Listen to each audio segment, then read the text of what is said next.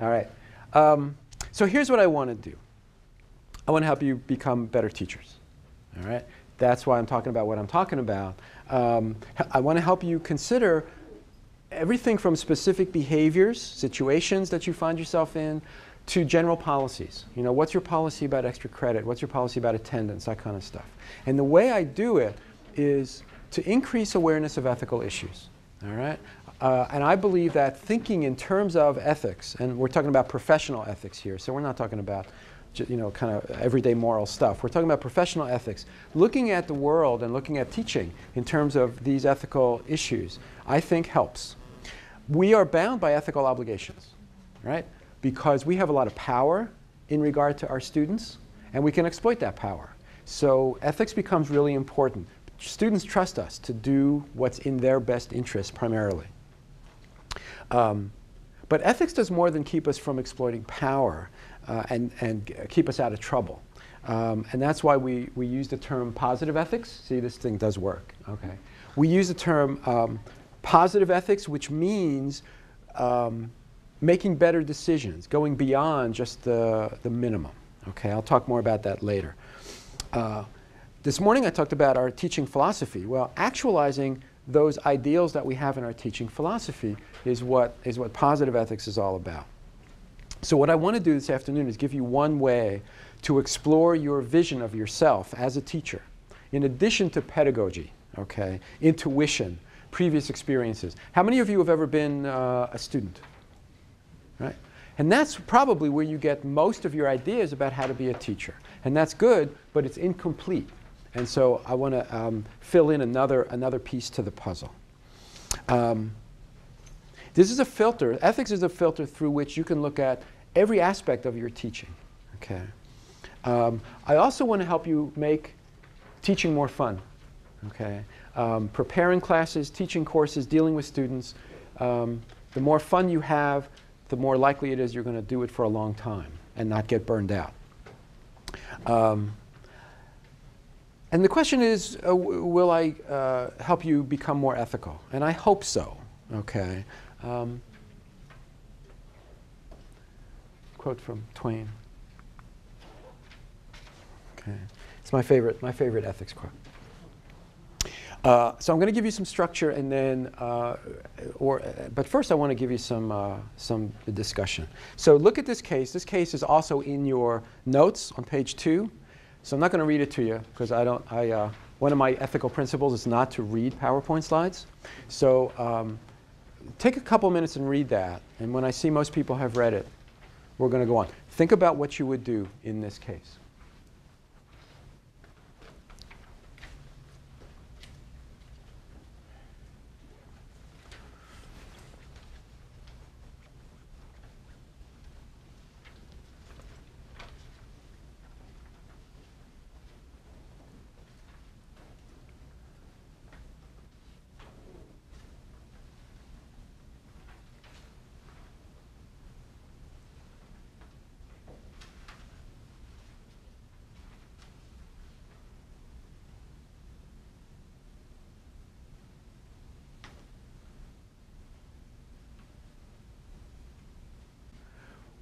When you're finished reading the case, turn to somebody next to you, somebody who looks smarter than you, and talk to them about what you would do. Share what your gut feels. You know, like what would you like to do, and then what would you do? Maybe you can come up with some options other than the ones I've listed, and talk to each other about what you would do and why.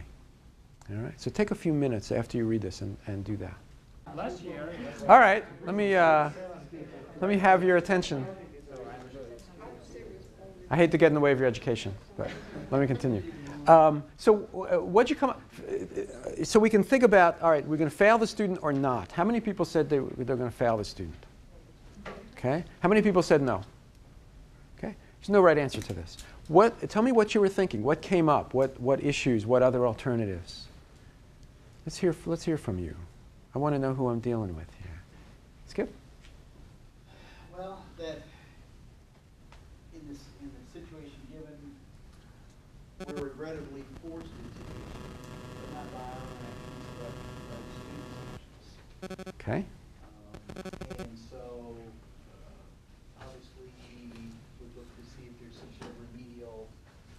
credit makeup type of mechanism that's permitted. But if not, then unfortunately, in fairness to all other students. Okay. So you raise the issue of fairness, which is really important. But you also raise the issue of potential remedial kinds of things. Okay. My thought was not to let it get to this point in the first place, that you'd be monitoring your attendance, and after 1 or maybe 2 absences, you'd be contacting the student and warning them, letting them know that they can't keep this up. Yeah. And then after that, if they keep on doing it, then they know full well what the consequences are, and then I think the failure is more warranted. Of course, the response to that, the right answer to almost every ethical dilemma is you should have thought about that before and prevented it from getting this far, right? But, hey, listen, I was busy. This is not a particular case, but I was busy, okay? I'm untenured, I need tenure, and I can't be keeping track of every student when I have a lab to administer, right? And so sometimes things happen a little too quickly and we don't get on top of things, okay? Other thoughts? I believe that it's, the situation is in the hands of the teacher. I mean, he's the one that has the right to understand if the student really deserves to pass the class or not. So I believe that if the teacher is sure about that the student should pass, then he or she would be able to stretch the rules. So are you thinking about misentering I would go for 3 and okay. Maybe in an extreme situation I would think about 5. I would think it. I don't know if I would do it, but I would think it. Okay, good. Good. Not that you would do it, but good that you would think it, because you know what? There's going to be times when we think about stuff that later we figure out is not so good. Being ethical doesn't mean not thinking about stuff that's ethically problematic. It means considering what all the alternatives are and then making some good decisions. All right? So you would do a little bit more than you would have to do to try to get this student to pass. Okay? Here in Texas, K-12 has a law that says use 10%. I'm told that law also applies at the college level. Oh, wow. But does not appear to be being enforced. Yeah. Which is an interesting issue because it means we're not necessarily as tied to these policies as we think we may be, if in fact some people are doing it, some not. So we have justice within the class about how we do with students and injustice across classes. Because the student might say, well, in the other class, they didn't enforce this. They just told me that I could do something to make it up. So we have that issue as well. Yeah. Well, one of the red flags to me was that the student has failed the course once already. And that's leading me to wonder if there are other problems at play. So we see that this is a student who's first generation. So on the one hand, I'm thinking, I don't know what the cutoff is, but I have classes that, regardless of attendance, the student wouldn't pass if they missed too many because they missed the material. Yeah. So yeah. It's something else like, how are they going to, it's not about getting them to pass. I'm training people to succeed beyond the university. So I almost feel like this is inadequate because what I'd want to do is have a sit down with the student and talk with them about their behaviors to help them succeed in university. Because if this is perpetuating, I don't see how they're going to learn enough when they graduate to actually be effective beyond university. Okay, so now this is the radical notion that you're bringing up, the idea that education lasts beyond college and has something to do with real life. All right, now you're on very dangerous ground there, I want you to know. But you bring up a really important issue, and that is what are the goals here that we have of education? What are my goals in the course? And that presents an issue. Clearly, it presents an issue now. It would present an issue when you first talk to the student informally, and it presents an issue when you first designed your syllabus. Okay, because we have some choices to make. Okay. So let me talk to you a little bit about positive ethics. And the work that I've done in this area has been done with these two guys who couldn't be here today, Sam Knapp and Mike Gottlieb. We did a book chapter on positive ethics in psychology. And this is adapted to teaching. And there's a collection of, there's a lot of stuff written about ethics that says, you know, go beyond the minimum. That's where we brought some of that stuff together, okay? And this is the outline. It's in your notes. You don't really have to take notes because this is a little bit, everything that's important from the PowerPoint slides is in your notes, okay? Because I'm not There's no testing involved here. You don't have to take a test next week. So. Oh, so I don't really have to be here. No, I don't. Well, I think you do, actually. I think there's some requirements that you have to do. But that's not my issue. So you can be here, but if you refuse to learn anything, that's your choice. Make me. That's right. I can. That's right. I can. The goal, again, of positive ethics is to encourage teachers and other professionals to aspire to their highest ethical ideals, okay, rather than just avoiding trouble. You know, what if, in this case that we had, what if you knew that this student sued the university 3 times already about grades? What if this student was a student athlete, okay, and you had a bet riding on the next week's game? Okay? What if they were somebody you hated, okay, versus a friend of the family, okay, or a distant cousin or something like that? Would that change how you felt about it? Would it change how you dealt with it? All right? These are all things that we need to keep in mind as we consider making the mistake, you know, misentering information. So this is the outline of positive ethics. I'm sorry, this is the outline of positive ethics. So it's not just rules, but it's our own virtues and values. It's what we bring, this first element here, what we bring to the enterprise. Okay. We have been students, and we have been human beings, and we have been friends, and we have been in situations where either we or a friend of ours needed some consideration from a faculty member. All right? And so we want to bring that with us, but we need to temper that with the idea that we're acting as a teacher. We're acting as part of a community that has its own values and structures. And then, of course, if there's too much of a conflict here, that may mean that we have to do something more than just be a good teacher. We may have to advocate for a change in the rules, okay, or an enforcement of the rules, okay. Okay, going to workshops, okay, might be considered, if it wasn't required, it would be considered positive, consistent with positive ethics, because we're doing it to get better at what we're already good at, rather than to just get a minimum level.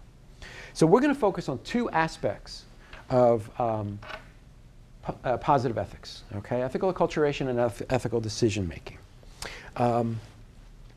So to get at this, take out a sheet of paper, or turn over that first page of your notes as a blank sheet of paper. And I want to have you write for a minute or 2 the answer to this question. Okay, take a look. I think it's in your notes too, but take a look. Write down this idea about what's been surprising to you as a teacher or a TA so far in your career.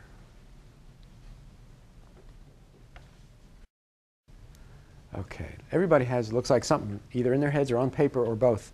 So now we're going to do something radical because it's Friday afternoon. Everybody stand up. Look at the people next to you. All right, look at both sides. Look at those people. You can't be in a pair with them. Find somebody else who looks smarter than you and share your responses just for a couple minutes. That's right. So he's saying there's nobody in the room like that. I'm saying could be anybody. Share your responses for a couple of minutes. See what comes up. All right. So take a couple minutes, pair up with somebody, share what you've written. All right. Okay. All right.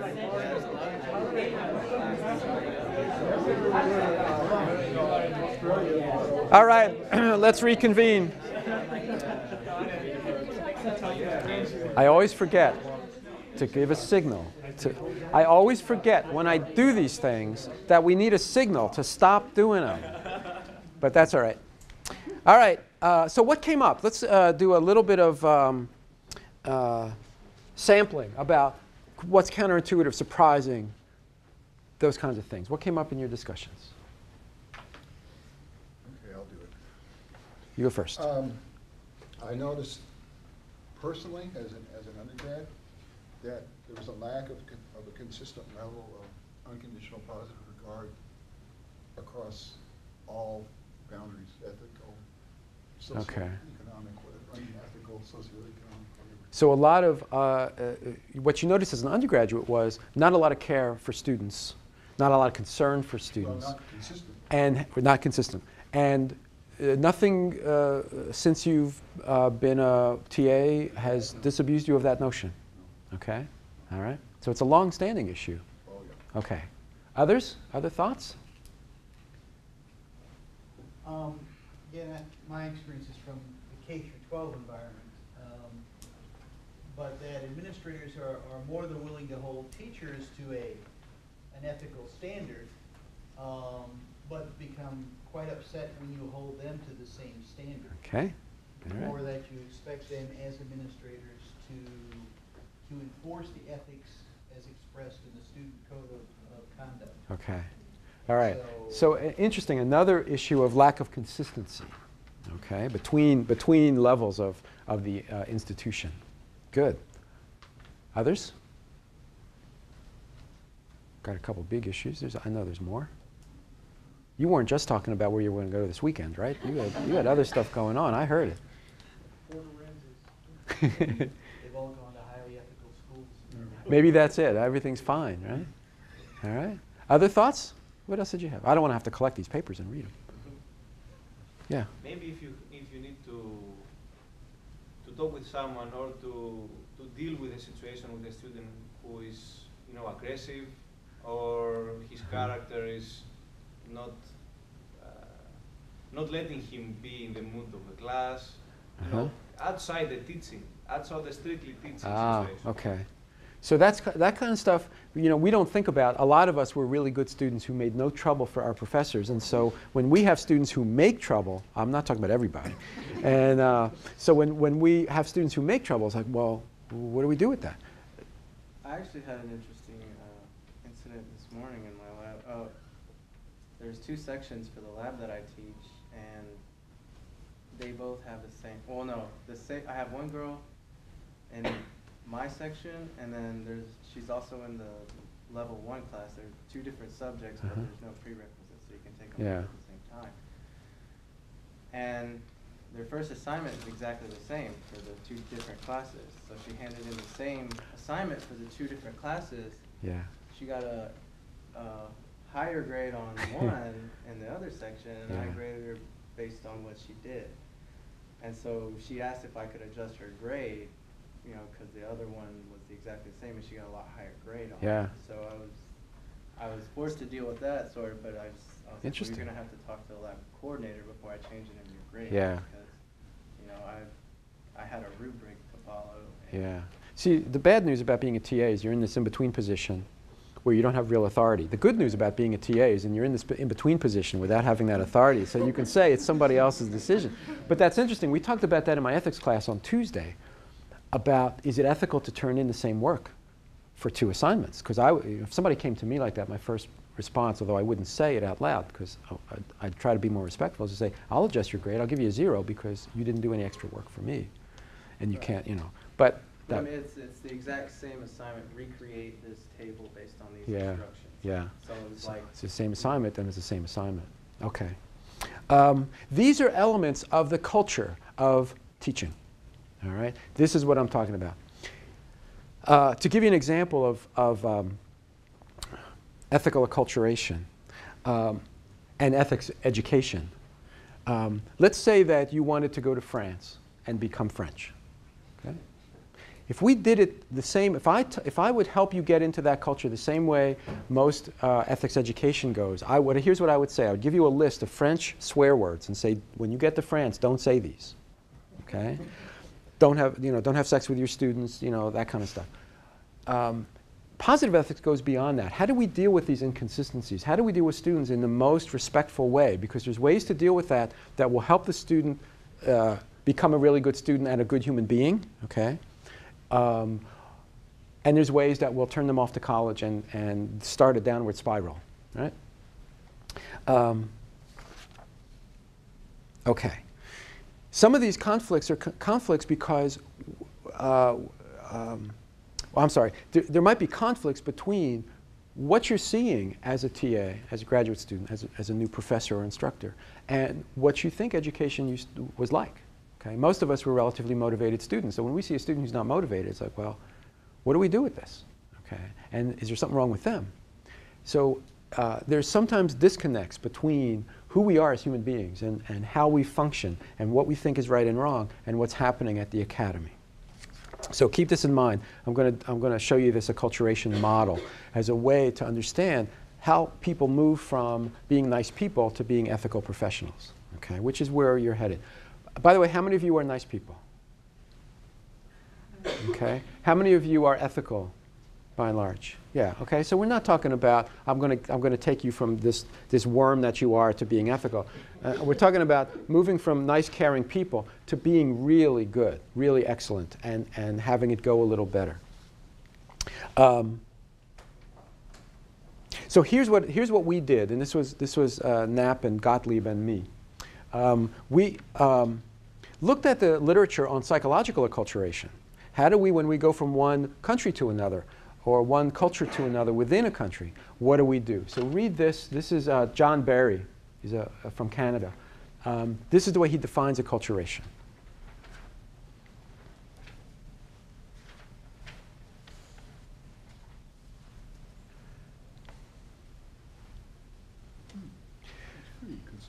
It's a pretty good definition, right? And look at these words, the word cultural, all right? So what Sam and Mike and I did is we took that word cultural and we changed it to ethical. Now read it again and you'll see how to become an ethical professional. This is the process.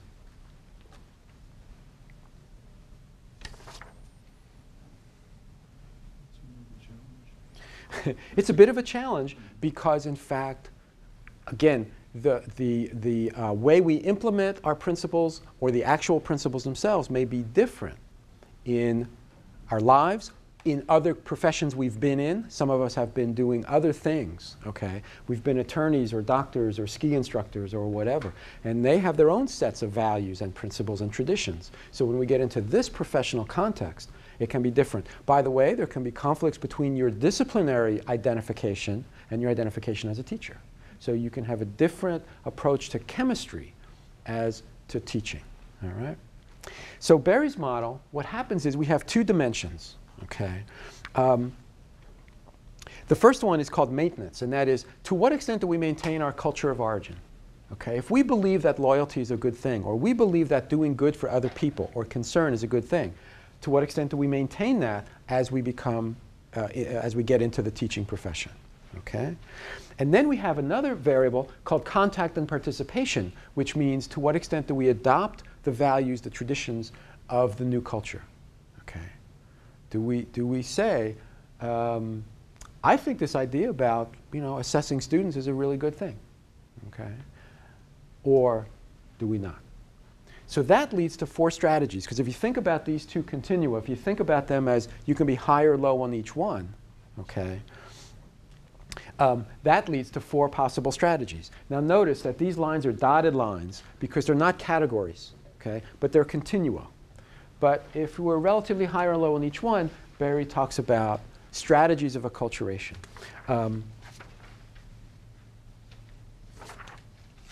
These are not stages we go through. Some theorists talk about stages of acculturation, about identity development.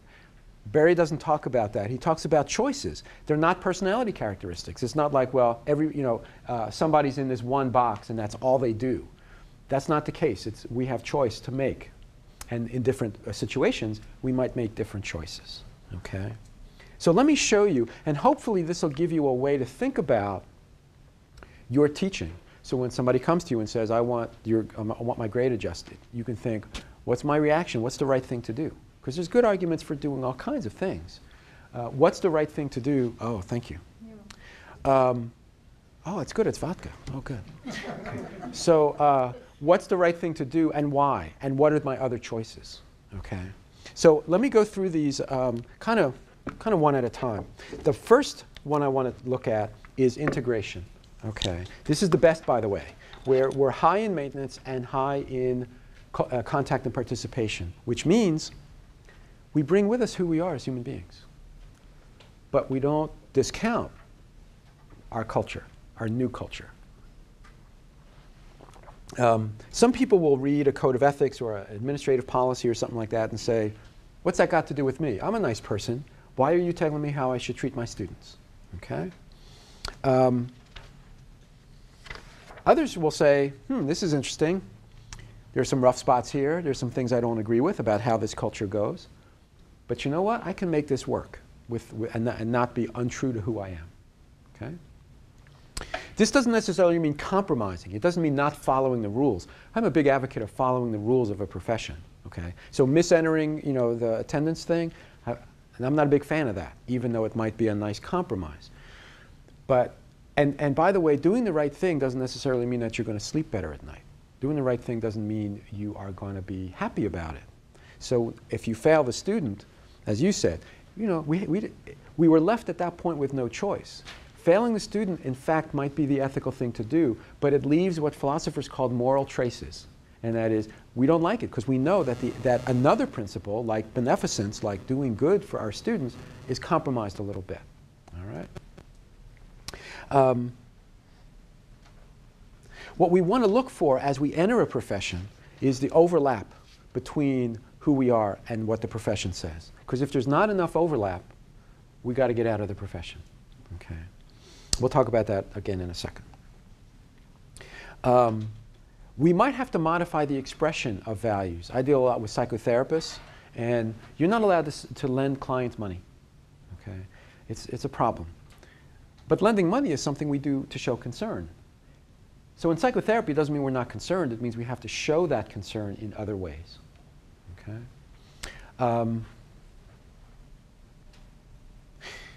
When I was new to this profession, and another thing about psychotherapy is one of the prohibitions, you don't touch your clients. Okay? Maybe you shake their hands, but that's pretty much it. So then I think, all right, I'm a teacher.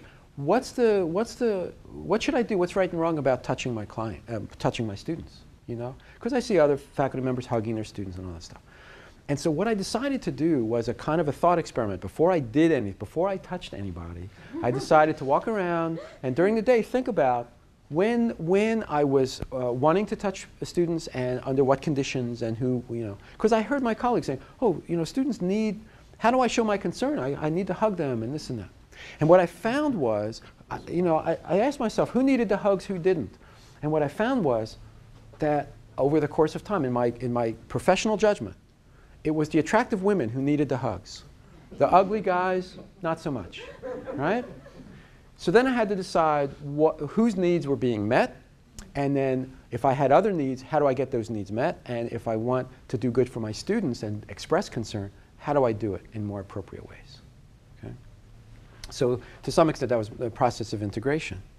Now, let's say that we adopt the values of the teaching culture, but we give up our own, okay? There it is. There it is. Berry calls that assimilation, okay? And that is we become what I call hyper-professional, all right? And that's where, the rule is the rule, and that's it, okay? It's important, certainly it's important to follow professional rules, but sometimes we get so hooked into the professional rules and roles that we play that we lose the connection with who we are as human beings. And this is where people get burned out. They say, I'm tired of doing this teaching thing because all I'm doing is following the rules and it doesn't have anything to do with my concern for my students. Sometimes assimilation and integration look the same, okay? Because if you're doing something and you're doing it good, you may be doing it because it actualizes your own values, but you may be simply doing it to follow the rules. So it's hard to tell these things from the outside, okay? So if you fail the student in that example, you might be failing the student because that's what the culture says. It's in the syllabus. You followed all your procedures. They knew it. Everything is fine. But there's something missing with that. That discussion with the student is missing, and that can make you feel like, yeah, I'm doing the right thing, but I'm not. It's not about me. Okay? It's not consistent with who I am. If we follow the rules just to stay out of trouble, we may be choosing an assimilation strategy. Next comes separation. Again, you can see high on maintenance, but low No, I'm sorry. Wait a minute. Sorry. Yeah, high on maintenance, but low in contact and participation. And this goes like this. I don't need to know the rules because I'm a nice person. Okay? And if I'm a nice person, I'm going to do the right thing just because I'm a nice person. Well, it doesn't work in teaching. It certainly doesn't work in psychotherapy. I'm a nice person, therefore I'm going to hug people and I'm going to lend them money and, you know. But what we do with our friends is not a good model for what we do with clients, psychotherapy, and it's not a good model for what we do with students. I have a colleague, Charles Brewer at Furman University, who says you should be friendly to your students but not friends. Okay? So if we think that, well, being a friend is really all I need to do to be an ethical teacher, we have trouble. Okay? Or at least we have the potential for trouble. I've been a student for so long.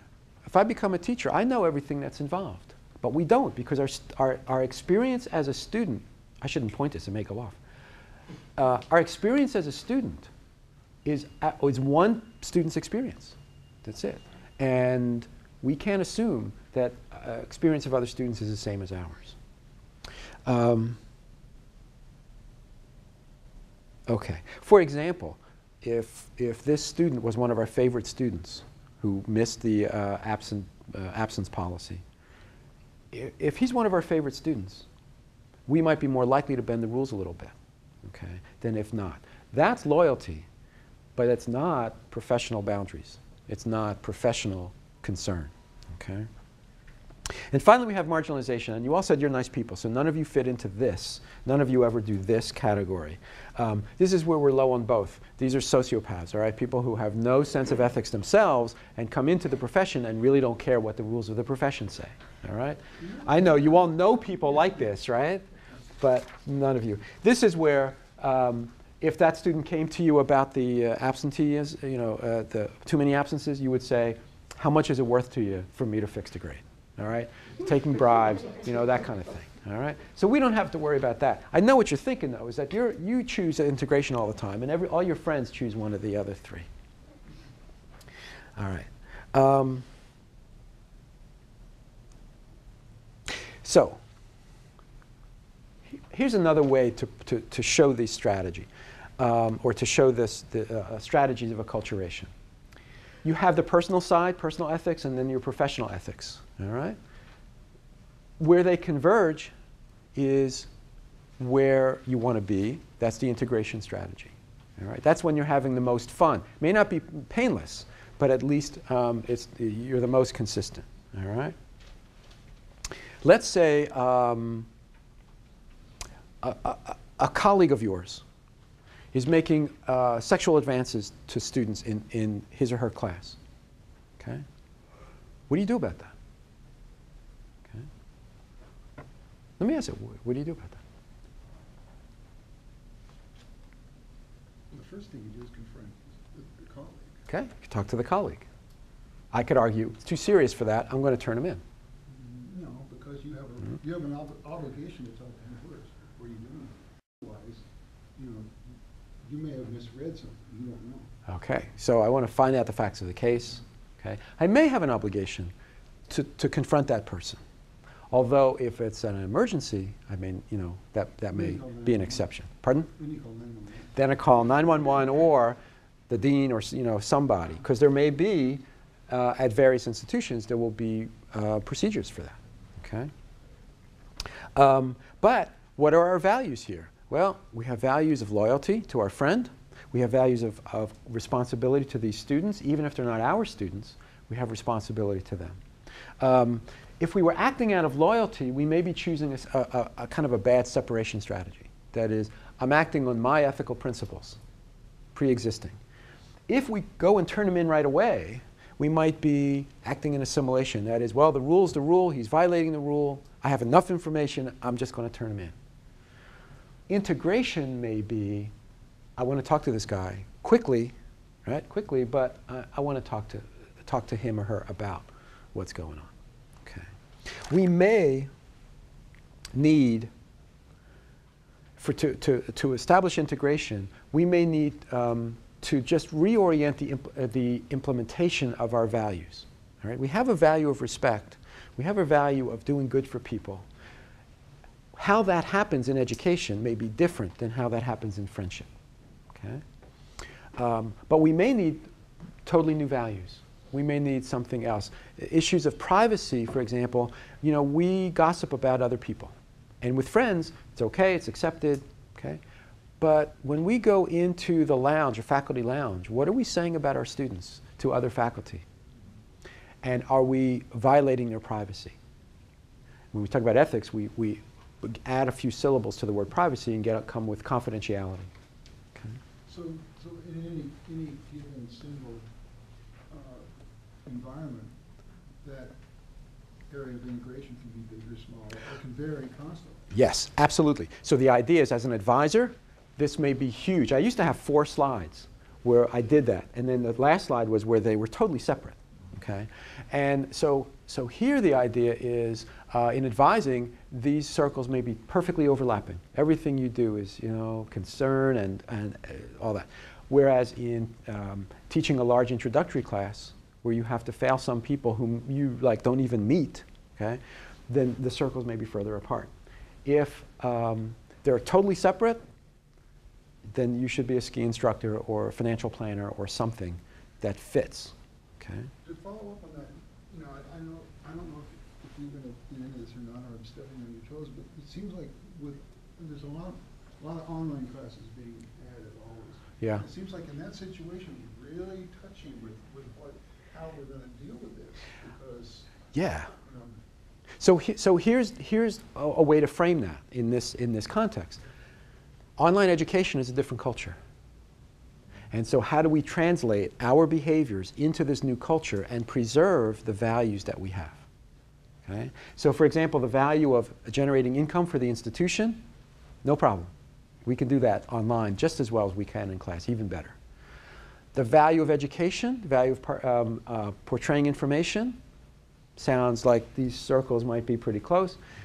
Value of concern, expressing concern, the value of learning how to interact, may be more separate, you know, maybe more of a problem, more of an issue. But we want to, and of course, one of the issues that comes up all the time is cheating. Okay. well, not only that, but you've got the anonymity. Yes, exactly, right. The professor's name, and that's it. Yeah. Right. And so we have all these issues that come up, and they are different. This is not just translating directly. One of the issues in acculturation, of course, is language. And it's not just translating one language word for word into another. It's developing new idioms, new metaphors, new languages. And so how are we going to do that? And to what extent are we creating something new? Because that's another issue, is we might create something even better than it came before. To what extent do we have to give up what we've done before? And how much do we give up? So how much do we gain? How much do we give up? Is going to be the calculus. So yeah, it's a different culture. And when you go to a different school, it's going to be a different educational culture. And you know, I used to give presentations, and I'd say, oh, you can't go to lunch with your students. And somebody raised their hand and said, we do that all the time. Small school, okay? And it's public, all that. So it's like, no, your culture of your institution is different, and it's not the culture of all teaching. All right? Okay. You have some blank space on your sheets? I want to give you another task to do. I know, it's tough, Friday afternoon. But it's one of my values. If you don't work, you don't learn. Okay, so here's the question I have. All of you use integration a lot. Let's assume that. But the question is this. And I'm assuming none of you would use marginalization, because you told me already you're nice people, and I believe you. Which way do you lean in general? Try to think of an example. Okay. All right, so what'd you come up with? How many people said I would choose separation? How many people said assimilation? Okay. You know, I haven't done any data collection about this, but I think most people would choose assimilation because it keeps them out of trouble. Okay? But other people would choose separation because they know what they're dealing with. All right? And to some extent, people may choose separation because they don't know yet what the culture of education really is. They hear some things, but then they see some things that may be discrepant. So it can be a long process. You know, you said that if you use a simulation, if you use separation, you're going to be out of trouble. This is what you said. Assimilation is probably going to cause you less trouble than separation. But if you... Yes, but this is not always true. Oh. I mean, if you really care about someone, maybe you have to take hard decisions, even for you and for him. And this is not going away from. You are absolutely right. That's a good point, because sometimes you have to take a stand, Yes. and even though it's not ethical according to the profession, it might become ethical according to the profession, because that's the way things change. Okay. So, but that doesn't mean you're not going to get into trouble. It means that you choose that for good reasons, okay, and that we refer to as ethical courage, okay, and that's an important point. If you're not fully integrated, working in a fully integrated framework, if you choose assimilation, the consequences for a mistake are going to be much greater if you choose assimilation than they would be for separation. Yeah, again, I think that depends on the situation and the stakes in each way. You and the student, I would agree with that now, but I would agree with it because my answer to this question is assimilation. Okay, and I know that because when I got my degree, I got a stamp with my name and PhD afterwards, and I stamped letters to my colleagues. I stamped laundry lists, Valentine's cards to my wife. I mean, I stamped everything. And because I got into that and it felt good, it felt comfortable because I was going to stay out of trouble and I was going to be perceived in a different way. So when I'm in trouble or when I'm facing an ethical decision, I have to know that I may need to talk to somebody who uses separation so that I can balance that out. Because in my strive toward integration, which I would argue in most cases, not all, but in most cases is a really good thing to do, to strive for, I'm going to err in the direction of assimilation. So I need to know that and balance it out. Okay, so the idea is I may do that assimilation thing and be okay, or the separation and be okay, but I want to strive to see if I've come to some accommodation where both sides of me are doing good stuff. That's it. And so I'm above the line in terms of I'm not going to get in trouble no matter what I do. But I want to make it so that I feel really good about being a professional and being a human being in that profession. Okay. All right, good. Any other thoughts about assimilation versus separation? I was just curious, since a lot of these ideas seem to be borrowed from cultural studies Yes. literature, is there research in ethics that's going towards the more recent cultural studies approaches like third space and hybridity that kind of moves away from these four-box approaches? No, there aren't even, as far as I know, there's no research on this going on yet. Okay. We published this first acculturation thing we published in 2005. And we did it theoretically. So we have not yet gone to studying this empirically and then applying new acculturation theories. This, yeah, I'll leave it there. There is Neil Nodding. Uh-huh. Talks about ethics of care and caring, Yes. relationships, and when I hear you, I remember what she was writing. I guess you have titles for things, but she was talking about these things. Yes, and in fact, we cite some of that stuff when we talk about positive ethics. I was looking at the references to find her name. I couldn't She's find not it. she's not in those, but she could be, or she should be, definitely. Yeah. There are lots of ethical traditions: the ethics of care, feminist ethics, principle ethics, virtue ethics, and the idea is they're all saying, in different ways, they're saying different things. But what they have in common is we want to take this beyond following the rules. We want to move beyond the floor, the ethical floor, keeping out of trouble, into how do we achieve our ideals. What did you write on your graduate school application? Did you say, I want to be a mediocre teacher, or I just want to get by? We do an exercise sometimes, and some people don't like this, but I think it's kind of good. We call it the ethical epitaph. What do you want on your tombstone about your ethics? Try this one. Here lies Mitch Handelsman. He's never been complained against. You know, what is that? That's not a legacy. That's not, you know. We want something. We want something. The else. joke of the boy and his father walking to the graveyard, and the boy says, "Dad, I didn't know they could bury two people in the same grave." And he said, "What do you mean?" He said, "It said, here lies Joe Blow, an attorney and an honest man." This seems to be an important aspect of identity, since you're drawing an identity, right? There's a tension between how you see yourself and how other people perceive you, Yeah. and also how you want other people to perceive you. Yes. And so that's part of that tension in how you navigate all these different things. You maybe want to be perceived as an integrationist, but in reality you're a separationist, right? That's all part Yeah. of navigating the social identity. Yeah, because we all, and remember, there's evidence to suggest that we all overestimate our abilities, and so we're going to overestimate the extent to which we are using integration. Okay, so we want to get some feedback about that, which is a really good reason for consultation, mentoring, supervision, and teaching. Talking to colleagues on an informal basis and say, look, here's what I did this morning, or here's what I'm going to do, I'm thinking about doing tomorrow. And if they look at you and say, can you explain that a little bit? And you know that maybe something's not right. So that's, and in fact, this morning we were talking about doing a teaching philosophy for that very reason, to have some criterion by which we judge what we do. Yeah, it's a really good point. Is there a point to where you could possibly slip into a situation of two becoming binary opposites and being so conflicting that you can't function? Yeah, there are situations where some people are just not cut out to be teachers. Okay, I had a colleague who was hired as an instructor for one semester, who just complained to me one day over lunch. He said, you know, I tell the students what to do and they don't do it. What is that? And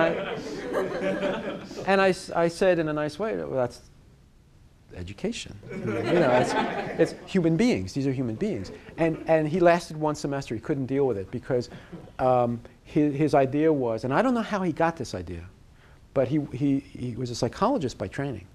But he thought that his idea of education, his kind of pre-existing notion, was that the professor's in charge, and when the professor says something, it should be done. My guess is he was a very good student because he did everything that all of his professors said, and he didn't have any other model of relationships. So that's a situation where, yeah, the disconnect is so high, those circles are totally separate. Most of the time that's not true, especially given people at our level who've gone through the educational system and thrived on it. It turned out to be some of the best students all around. So that when we get to the other side of the desk, we have enough of a sense that it's not a totally new culture. Okay. Other thoughts, questions? You mentioned separation in the context of not wanting to fit into the work group. What if the work group ethics are lower than your own for the teachers? And you try to go through the Yeah. but it doesn't work out. So it Yeah. works out elsewhere, but in the meantime, you hold up the separate society. Yeah. It's a good example of where separation is an adaptive strategy, even though it causes what's called an acculturation crisis, and that is we can't do business as usual. Okay. And often what happens is the culture is complex enough so that some things are better than we do, and we learn and we grow, and others are worse, and we have to pull the profession along with it. One of the things that Barry says is that when people acculturate to a new culture, both cultures change. And so one of the questions is how do we acculturate, how do we adapt to this culture? And another question is, what does the culture do about bringing in new ideas and better ideas? And I would argue that the culture of education might be slow to change, but it has. If you look at what happens now versus what happened 20 years ago, things are quite different in some ways. And so, and that's a function of people entering the profession and the profession being welcoming enough to those new ideas that the profession has its own adaptation to do. Sort of like the recovery family mobile that you bring the recovered person back into the family and the whole else changes always. Yeah, that's I think a good metaphor. All right, so let's do this. I know you've been paired up too many times this afternoon, so let's do this in the big group. Somebody finish this. I mean, if we had time, everybody would. How would you complete this? To care. Okay. Choice. Tell me more. Well, the whole key is the choice you make. The choice Okay. in any given situation. Okay. So the key is to exercise good judgment, make good choices. Okay. Now all of these open up. How do we express caring? By what criteria do we choose? So we can keep going with that. For me, caring based on modern knowledge, relationships, and it also care theory based on knowledge says that there is competencies, cultural competencies, and technical competencies, and there should be integration between both. Okay. All right. Ethical integration might be a way to do this. Others? Other thoughts? I think it's something where, as in any profession, you integrate it in a continuing education process. Ah, It's okay. not just, here's your credential, we're done with ethics for now, have a good Yeah. life. Yeah, we did ethics last week. What's next, right? So continuing to develop would be part of the answer to this, part of the end of this sentence. Okay? Yeah. You will be different 25 years from now than you are now in some important way. That's a difference, isn't it? All right. Let me take one approach, okay? And that is a principle-based approach. So this is different than the ethics of care, although there's some integration that can be done. And I call these the banjo principles, and you'll see why in a second. But it helps to remember. And this is just a shorthand. Like the ethical acculturation model, it's a way, it's a vocabulary you can use to start understanding, first of all, where you are in your own ethical development, and also how you talk to other folks about their ethics. All right? Because we can have disagreements, and in a lot of disagreements it boils down to, well, you're unethical and you're not doing right. But if you say, well, we disagree because I'm a deontological thinker and you're a utilitarian thinker, we can continue that conversation. If I say, I'm into virtue ethics and you're in the ethics of care, we can talk about, all right, so what does that mean? Rather than, oh, that's not good. Okay? So this is one model. And I'll give you basically 4 principles. Okay? And they're on your outline, so this is not... the element of surprise is gone, but this is autonomy, is the first one. Okay. The idea about autonomy is that students are self-governing and worthy of respect. Sometimes this is called respect for persons. Okay. So here's the idea. I live in Colorado, and what I want to do is go up to the entrance to the mountains on a Friday afternoon, because all these people are going up to the mountains with their skis on the hood of their car, and I say, don't. You can't do that. You have your whole life ahead of you. Skiing increases the risk of death and serious injury. All right? Good luck. So, right? Why can't I do that? I mean, you can, but it's not. I could try, but most people would not agree that that's a good thing to do. And position and that kind of authority, I mean, that's I'm exercising a lot of power. yeah. But they're going to harm themselves. They are. There's data to suggest that if you ski, you're more likely to get killed than if you don't. But as you stand in front of them, tell them they can't ski. I'm going to get I killed. get killed. Yeah, that's a flaw in my plan, isn't it? So somebody articulate why I can't do that. It's very paternalistic. Yes, it's very paternalistic, meaning 2 things. Two things. One, people have the right to make choices. And 2, you have to have really good reasons to override that choice. And we call that autonomy. The right to make choices means that they can make choices, even choices that I consider foolish. Okay? Now sometimes we can act paternalistically, all right? Because we tell students what courses they need to take for a particular major, all right? Because students may not have the background to know what courses would be in their interest. But skiing, adults ski. So kids is a different story, but adults, when they go to ski, they're making a decision. And I don't have the moral authority to override that. Or if you were a geologist and you knew there was a fault and there was going to be an Yes. avalanche, then you'd have some authority. That's right. And so, and in teaching, it's the same kind of thing. We have authority, we have knowledge about content that students need. We have knowledge about pedagogical techniques that would be best. When students come to me and say, I don't like group work, I say, Well, you know, I have a student who doesn't like lecturing, so I'm not going to do that either, you know. Liking it may not be the issue. I know that it's going to work, has a high probability of working. So we have some areas of expertise, but we may be in a situation where we're not.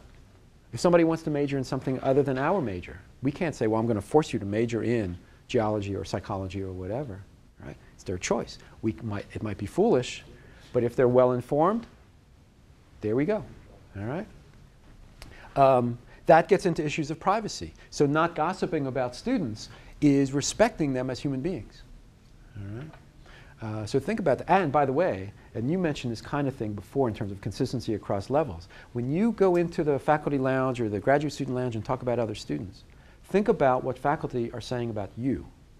And when you become faculty, you've got to think about what administrators are saying about you in their lounges.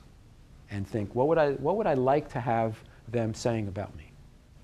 Okay? And so you can that's a principle, a ethical principle of universalizability. It's related to the golden rule. Yeah, it's a real word. It's made up by philosophers, but they're real people.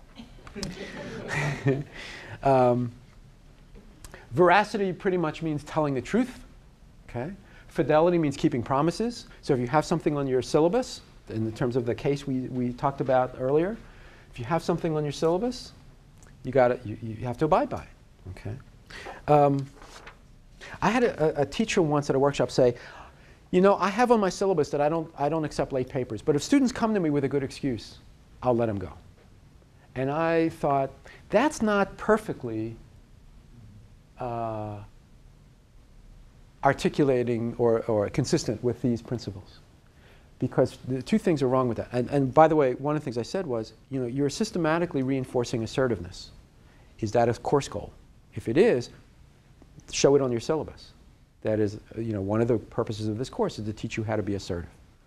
Otherwise, if you have a policy and you specifically don't tell students what your policy is, I don't think it's unethical necessarily, but I don't think it's the best way to be maximally respectful of people's autonomy. All right? Because some people will come to you, but others won't.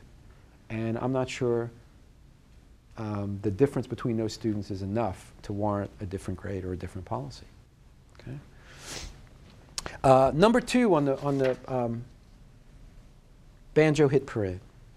And I've put two of these together, beneficence and non-maleficence. These are great because if you use these words, beneficence and non-maleficence, you're more likely to get published than if you just say, do good, okay? Don't hurt people. All right? Now, this is very consistent with the ethics of care, okay? Because this has a lot to do with the relationship between people. And so the idea is we want to be prepared as faculty members. We want to not coerce people. We don't want to ridicule students in class, okay? Why? Because it hurts them if we ridicule them. It hurts if they're not prepared. We are here to provide some benefit to students. Right? Learning, whatever that learning might be defined, we're here to do that. And to the extent that we don't, we violate, this becomes a principle. This is why we don't have multiple relationships with students. Okay? Why we don't teach our spouses in class or something like that. Because it does harm. Okay? And the last one, good. The last one is justice, and we've talked about that. Justice, you can also talk about in terms of fairness, okay? Treating equals equally, unequals unequally. I can give different grades to students who perform differently on the test, assuming the test is good. I cannot give different grades to different students based on hair color, okay? Because hair color is not a relevant dimension, okay? People with different color hair are equal. People with different performance on the test are unequal, and they needed to be treated unequally. Okay? So that's the deal with justice. Okay? When I decided not to hug students as a policy, but only to shake their hands, I was acting in terms of justice, as well as non-maleficence and all that, but justice, and that is I'm treating everybody equally. Okay? Yeah. The one challenge that comes up for me quite a bit is classes where there are multiple levels of ability in the class. Yeah. And there are maybe assignments that are more interpretive in terms of their grading. So there's still a rubric that you would grade the assignment with, but then there's a certain amount of interpretation that goes with how you assign the score for that rubric. Yeah. So sometimes it's the case that a student who's exceptionally high may have a higher starting point, and therefore the interpretation of the rubric for them is a higher standard than the interpretation of that same rubric may be for another student. So how do you navigate those kinds of challenges where if you held all the students to the exact same standard, that's not necessarily fair, or right. at the same time, you know, you see what Yeah. I do. It's great. It's a great question, and it's related to, I think. Let me try this and see. The idea is: do you grade to criterion, or do you grade by improvement? Mm-hmm. And the only thing I can say right away, because we only have a couple minutes left, and this is a huge issue, would be the way to do it is to identify the issue, which you have done really eloquently, to articulate possibilities, to look at what you would really want to do. An ethicist named Karen Kitchener talks about 2 levels of ethical reasoning. One is the kind of the intuitive level. What's your gut tell you that you should do? And then say, what acculturation strategy might I be using? And if it's not integration, where am I, you know, what am I missing here? Or where am I falling, assimilation or separation? So this is a good way to actually kind of a little bit wrap up, and that is, these things may help you. Which policy, okay, would be more respectful? Which policy would do the most good? Which policy would do the least harm? Which policy would be the most fair? And whatever policy you have, A, advertise it to your students, and B, implement it consistently.